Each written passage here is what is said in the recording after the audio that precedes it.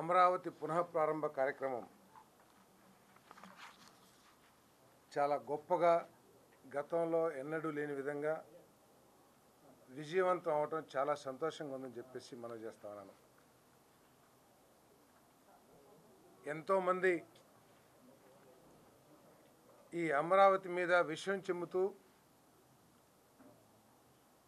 ఈ అమరావతి గురించి కీడు తలుస్తూ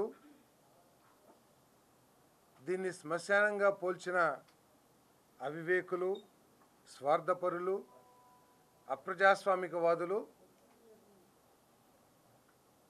ఇప్పటికైనా పశ్చాత్తాపం వ్యక్తపరిస్తే తెలుగు ప్రజలు క్షమిస్తారో లేదో తెలియదు, కానీ ఆ భగవంతుడు ఏమైనా క్షమిస్తారేమో ప్రయత్నం చేయాలని చెప్పేసి నేను మనవి చేస్తా ఉన్నా. నిన్నటి రోజున ప్రజలందరూ కూడా వాలంటీర్గా, ఎందుకంటే స్వయంగా నేను బాపట్ల, ఏలూరు జిల్లాల్లో నేను చూశాను. వాహనాలు సరిపోక కొన్ని వేల మంది గ్రామాల్లోనే మిగిలిపోతమే కాకుండా ఆ బస్సుల్లో వచ్చిన ప్రభుత్వ ఉద్యోగస్తుల్ని, అంగన్వాడీ ఎవరైతే రావాలనుకున్నారో వారందరికీ ప్లేస్ లేకోకుండా చేసి మేము వెళ్ళాలి మా అమరావతి పునఃప్రారంభ కార్యక్రమానికి అని చెప్పేసి ప్రజలందరూ కూడా చాలా ఉత్సాహంతో ఎండను కూడా లెక్క చేయకోకుండా ఈ కార్యక్రమంలో పాలుపంచుకున్నారని చెప్పేసి నేను మనవి చేస్తా ఉన్నాను. అంతేకాకుండా ఈ సభలో విశ్వగురువుగా గుర్తించబడ్డ సాక్షాత్తు ఈ దేశ ప్రధానమంత్రి నరేంద్ర మోడీ గారు ఈ రాష్ట్ర ముఖ్యమంత్రి చంద్రబాబు నాయుడు గారి గురించి చేసిన వ్యాఖ్యలు జ్ఞానం ఉన్న ఎవరికైనా సరే చంద్రబాబు నాయుడు గారి యొక్క పనితనం కానివ్వండి, ఆయనకున్న గొప్ప దూరదృష్టి కానివ్వండి, ఆయనకి ఈ రాష్ట్రం పట్ల, రాష్ట్ర ప్రజల పట్ల ఉన్న కమిట్మెంట్ ఏంటో అర్థమవుతుందని చెప్పేసి కూడా నేను స్పష్టంగా తెలియజేస్తా ఉన్నాను. సాక్షాత్ ప్రధానమంత్రి గారే ఈ అమరావతి నిర్మాణం, ఈ అమరావతి నగర నిర్మాణం ఈ రాష్ట్ర యువత కలలను నిజం చేస్తుంది అని చెప్పారంటే అమరావతి యొక్క అవసరం, అమరావతి నగరంలో ఉన్న శక్తి సాక్షాత్ ప్రధానమంత్రి గారే కీర్తించారని చెప్పేసి కూడా ఈ సందర్భంగా నేను తెలియజేస్తా ఉన్నాను. ఈ నగరం భవిష్యత్తులో ఐటీలో కానివ్వండి, ఇన్ఫర్మేషన్ టెక్నాలజీలో కానివ్వండి, ఆర్టిఫిషియల్ ఇంటెలిజెన్స్లో కానివ్వండి, గ్రీన్ ఎనర్జీలో కానివ్వండి, ఎడ్యుకేషన్, హెల్త్ రంగాల్లో దేశంలోనే నెంబర్ 1 నగరంగా అభివృద్ధి చెందాలని చెప్పేసి ఆయన ఆకాంక్షించటం తెలుగు ప్రజలకు చాలా సంతోషాన్ని ఇచ్చిందని చెప్పేసి కూడా ఈ సందర్భంగా తెలియజేస్తా ఉన్నాను. అమరావతిలో ఉన్న గొప్పదనాన్ని, దేవతల రాజధాని అని చెప్పేసి ప్రధానమంత్రి గారు గుర్తించారు, కానీ గత పాలకులు అమరావతిని ఏ విధంగా విధ్వంసం చేసింది, అమరావతి పట్ల ఏ విధమైన విషయం చిమ్మింది, అమరావతికి భ్రమరావతినో లేకపోతే ఇంకా రకరకాల వారి పేర్లు పెట్టి వారికి ఉన్న కసిని ఏ విధంగా వ్యక్తపరిచారో మనందరం కూడా చూసాం. ఇప్పటికైనా సరే అమరావతి యొక్క గొప్పతనాన్ని, ఈ రాష్ట్ర రాజధానికి ఒక బలమైన రాజధాని ఏర్పాటు చేసుకోవాలన్న ప్రజల ఆకాంక్షల్ని గుర్తించి దానికి సహకరించాలి, లేకపోతే భవిష్యత్తులో ప్రజలు క్షమించరని చెప్పేసి కూడా ఈ సందర్భంగా నేను తెలియజేస్తా ఉన్నాను. చాలా సంతోషం ఏమిటంటే నిన్నటి రోజున అమరావతి వస్తుందో రాదో, మళ్ళీ దుష్టశక్తులు ఈ రాష్ట్రంలోకి వస్తే అమరావతి ఏమైపోతుందో అని అనేక అనుమానాల్లో డోలాయమానం పరిస్థితుల్లో నిన్న ప్రధానమంత్రి గారి చేతుల మీదుగా మన ప్రీతం ముఖ్యమంత్రి చంద్రబాబు నాయుడు గారు, ప్రీతం ఉప ముఖ్యమంత్రి పవన్ కళ్యాణ్ గారు, మా యువనేత లోకేష్ గారి సమక్షంలో 49,000 కోట్ల విలువ చేసే 74 పనులకి, అమరావతికి సంబంధించిన పనులకి శంకుస్థాపన చేయడం కానివ్వండి, 5,028 కోట్ల రూపాయలు వివిధ గవర్నమెంట్ ఆఫ్ ఇండియా ప్రాజెక్ట్స్, మన రాష్ట్రానికి వచ్చిన ప్రాజెక్టులకి శంకుస్థాపన చేయడం కానివ్వండి, 3,600 కోట్ల రూపాయలు అదేవిధంగా నేషనల్ హైవేస్కి సంబంధించిన రహదారులు, 254 కోట్ల రూపాయలు సంబంధించిన రైల్వే పనుల్ని జాతికి మన శంకుస్థాపన చేయటం కానీ, జాతికి పునరంకితం చేయటం కానీ కార్యక్రమాలు చేయటం ఈ రాష్ట్రంలో, ఆంధ్రప్రదేశ్లో అప్పుల ఊబిలో కూరుకుపోయినా సరే ఈ రాష్ట్రం మళ్ళీ దేశంలో నెంబర్ 1 స్థానానికి వెళ్ళగలదు అని చెప్పేసి ఒక నమ్మకాన్ని మరి నా ప్రధానమంత్రి గారు కల్పించారని చెప్పేసి నేను మనం చేస్తా ఉన్నాను. అంతేకాకుండా చంద్రబాబు నాయుడు గారు పవన్ కళ్యాణ్ల భుజాలకి నా భుజాన్ని తోడించి ఈ అమరావతి ఆంధ్రప్రదేశ్ అభివృద్ధికి నేను సహకరిస్తాను అని చెప్పడం ద్వారా కేంద్ర ప్రభుత్వం ఏ విధంగా ఈ రాష్ట్రానికి భవిష్యత్తులో మేలు చేయబోతుందో చాలా స్పష్టంగా కళ్ళ కట్టినట్టు అర్థమవుతుందని చెప్పేసి కూడా ఈ సందర్భంగా నేను తెలియజేస్తా ఉన్నాను.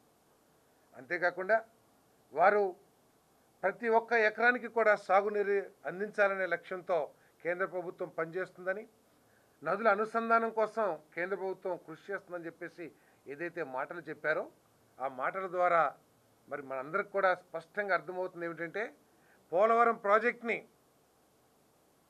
దురదృష్టవశాత్తు గత ఇరిగేషన్ శాఖ మంత్రులు గత ప్రభుత్వంలో పోలవరం ఎప్పటికి పూర్తవుతుందో అని చెప్పేసి చెప్పలేము అని చెప్పిన పరిస్థితి నుంచి ఒక 2 సంవత్సరాల్లో మరి పోలవరం పూర్తి చేసుకోగలమనే నమ్మకాన్ని మరి మన ప్రీతం ముఖ్యమంత్రి చంద్రబాబు నాయుడు గారి కృషితో సాధ్యమైందని చెప్పేసి మనం చేస్తా ఉన్నాను.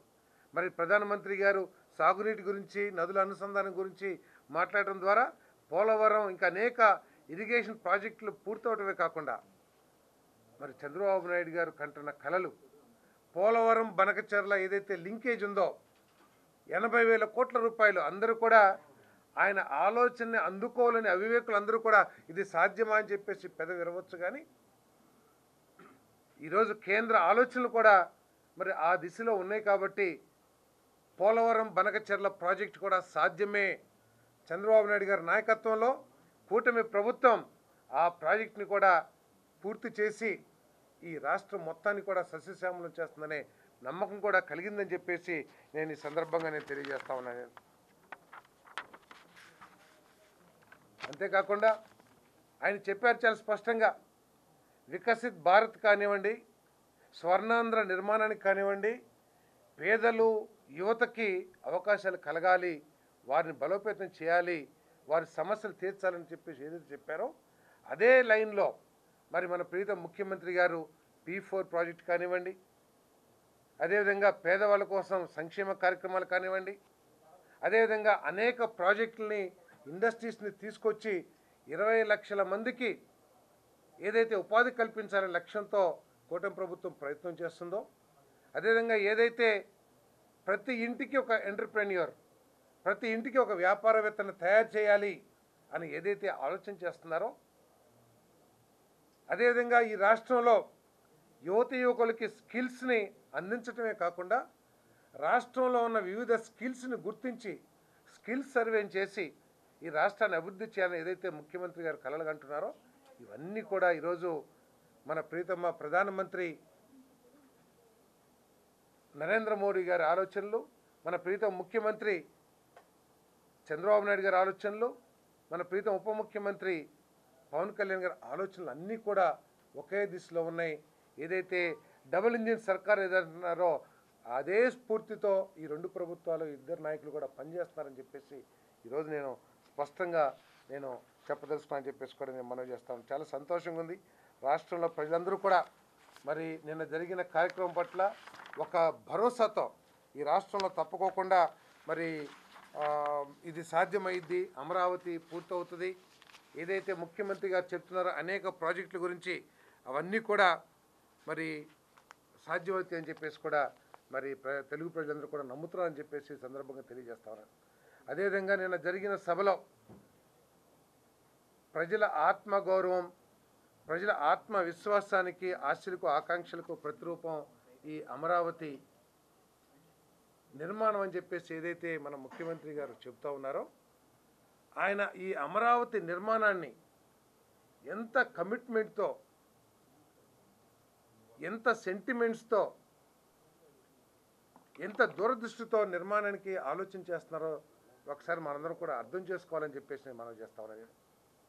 అంతేకాకుండా ఆయనకి అవకాశం వచ్చిన ప్రతిసారి కూడా ఈ రాష్ట్రంలో, ఈ అమరావతి నగరంలో 29,000 మంది ఇచ్చిన 34,000 ఎకరాల గురించి పదే పదే చెప్తున్నారంటే ఆయనకి రైతుల పట్ల, వారు చేసిన దాతృత్వం పట్ల ఎంత గౌరవం, ఎంత అభిమానం ఉందో కూడా మనం అర్థం చేసుకోవచ్చు అని చెప్పేసి మనం చేస్తాను.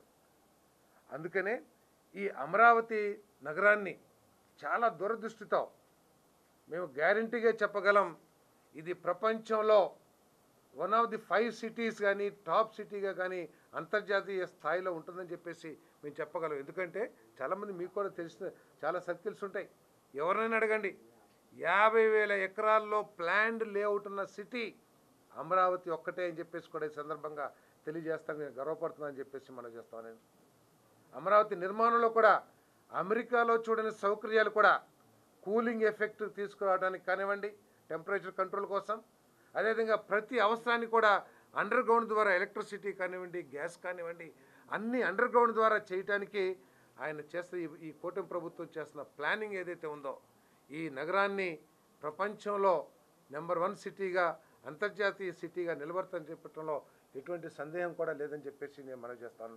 అందుకనే ఆయన ఆలోచన ఎప్పుడు కూడా మనకు అందని రీతిలో తుచ్చ రాజకీయ నాయకులు ఆలోచించిన స్థాయిలో ఉంటాయనే విషయాన్ని మరి ఈరోజు ముఖ్యమంత్రి గారు, ప్రధానమంత్రి గారు వారు చెప్పిన మాటలను బట్టి ఈ సందర్భంగా అర్థమవుతుందని చెప్పేసి కూడా నేను ఈ సందర్భంగా నేను తెలియజేస్తా ఉన్నాను. నేను అంతేకాకుండా మరి అదేవిధంగా మరి ఈ రాష్ట్రం ప్రధానమంత్రి గారికి వారు చేస్తున్న ఈ ఉగ్రవాదుల మీద దాడి ఏదైతే ఉందో, పాకిస్తాన్ చేస్తున్న కుట్రల మీద ఏదైతే చేస్తున్న యుద్ధం ఏదైతే ఉందో, దానికి ముఖ్యమంత్రి గారు బాసటగా, ఈ 5 కోట్ల ఆంధ్ర ప్రజలు బాసటగా నిలబడతారని చెప్పడమే కాకుండా, పాకిస్తాన్ ప్రపంచ చిత్రపటంలో నుంచి పోతుంది, ముఖ్యమంత్రిగా ప్రధానమంత్రి గారి ముందు పాకిస్తాన్ నిలబడలేదు అని ఏదైతే మన యువనేత లోకేష్ గారు చెప్పారో, ఈ రాష్ట్ర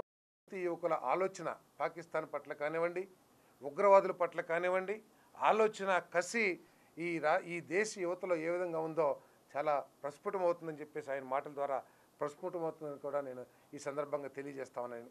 అదేవిధంగా పవన్ కళ్యాణ్ గారు కూడా 5 సంవత్సరాలు అమరావతి రైతులు పడ్డ కష్టాల గురించి, 5 సంవత్సరాలు, దాదాపు 5 సంవత్సరాలు పూర్తిగా 1600 రోజులు ఎంతో అమరావతి రైతులు చేసిన ఉద్యమాల గురించి ఆయన చెబుతున్నప్పుడు, ఆయన రైతులు పడ్డ బాధల గురించి ఏ విధంగా ఆలోచిస్తున్నారని చెప్పేసి కూడా మనందరం కూడా అర్థం చేసుకోవాల్సిందని చెప్పేసి మనం చేస్తాను. మరి నిన్నటి సమావేశం ద్వారా చాలా స్పష్టమైంది, అమరావతియే కాకుండా ఈ రాష్ట్రం దేశంలో నెంబర్ 1 స్థానానికి వెళ్ళటానికి కేంద్ర ప్రభుత్వం నుంచి అన్ని సహాయ సహకారాలు కూడా ఉంటాయని చెప్పేసి మరి చాలా స్పష్టంగా నిన్న ఎస్టాబ్లిష్ అయింది. దానికి నిధులు కానివ్వండి, అన్ని రకాల సహకారాలు అందుతాయని కూడా చాలా స్పష్టంగా తెలిసిందని చెప్పేసి మనం చేస్తాం.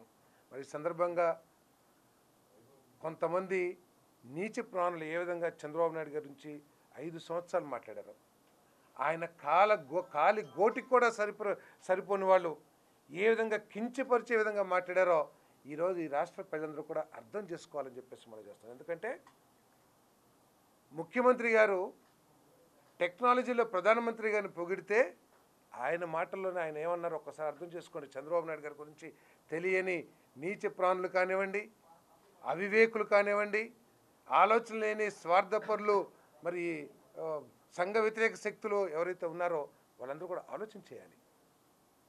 విశ్వగురువుగా గుర్తించబడ్డ సాక్షాత్ ఈ దేశ ప్రధానమంత్రి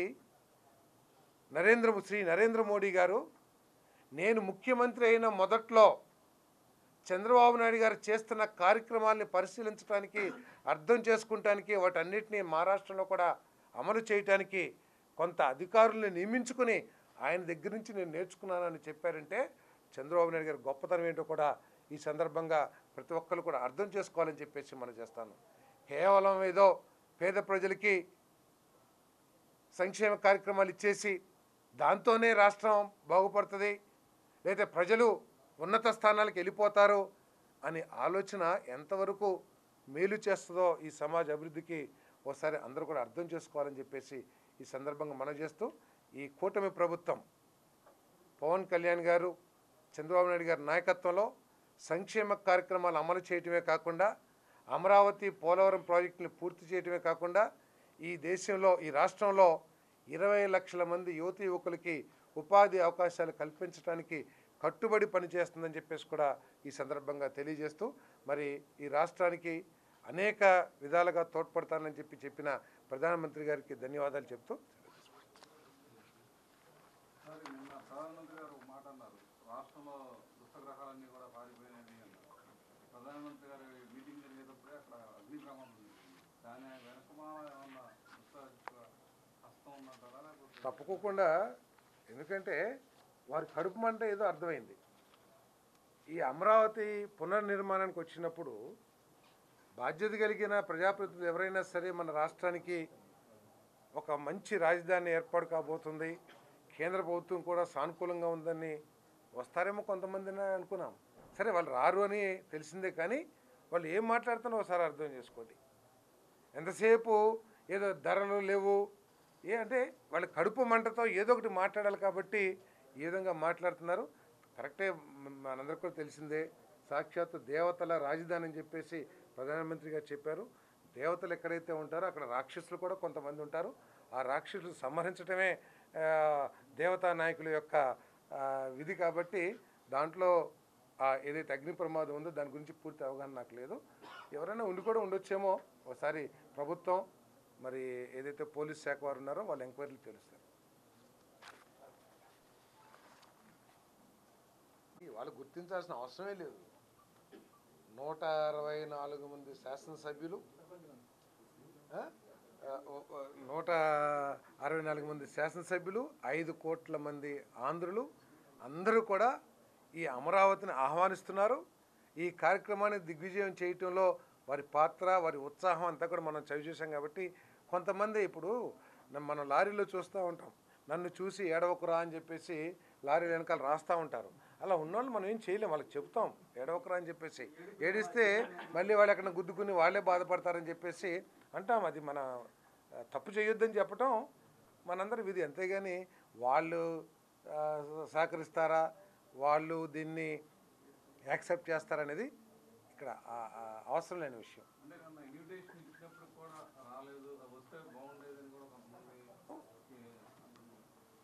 బాగుండేది అని ప్రతి మంచి మనిషి కూడా అనుకుంటాడు, కానీ వారి ఆలోచన విధానం, వారి కడుపులో మంట, వాటి గురించి తెలిసిన వాళ్ళం వారు వస్తారని చెప్పేసి అయితే ఊహించలేదు. వస్తే బాగుంటుందని చెప్పి సాధించారు. ఎందుకంటే మన రాజధాని, ప్రధానమంత్రి గారు కూడా ఎన్నిసార్లు చెప్పారు, ఈ అమరావతి నగరం వికసిత్ భారత్కి, స్వర్ణాంధ్రకి పునాది కాబోతుందని చెప్పారు. వికసిత్ భారత్కి, స్వర్ణాంధ్రకి పునాది అయ్యే కార్యక్రమంలో ప్రతి ఒక్కరు కూడా పాల్పంచుకోవాలని ఉత్సాహపడతారు. ఏదైనా ఒక మంచి కార్యక్రమం చేసేటప్పుడు, ఏదైనా యజ్ఞం చేసేటప్పుడు వెళ్ళేసి దాంట్లో ప్రతి ఒక్కరు కూడా ఇది మంచి జరగడం కోసం ఏదైతే అనుకుంటామో ప్రతి మంచివాడు ఆ విధంగా కోరుకుంటారు. సో మంచిని ఆశించని ఎవడైనా సరే రాకపోతే దాని గురించి పెద్ద పట్టించుకోవాల్సిన అవసరం లేదని నేను భావిస్తాను.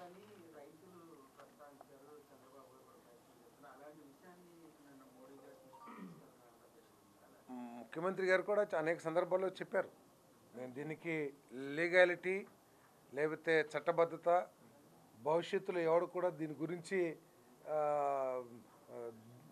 దృష్టిలోపంతో ఆలోచించకుండా ఉండే విధంగా చర్యలు తీసుకుంటామని చెప్పారు. తప్పకుండా తగు చర్యలు ఈ కూటమి ప్రభుత్వం తీసుకుంటుంది, ఎటువంటి అనుమానం లేదు. ఓకే,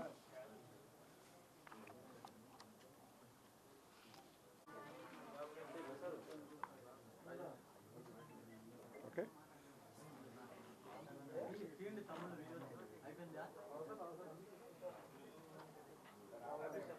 అలా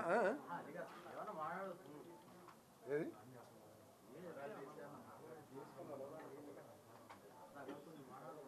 చెప్పండి సార్ అది తీసేస్తేనే చూడు కాఫీ టీ ఎట్లా ఇస్తారు ఆ రూమ్లో కూడా ఏసీ వేసుకుని దాంట్లో కూడా అంటే అదే సెక్రటరీలో అదే ఉండరని చెప్పేసి ఇక్కడ పెట్టాను నేను.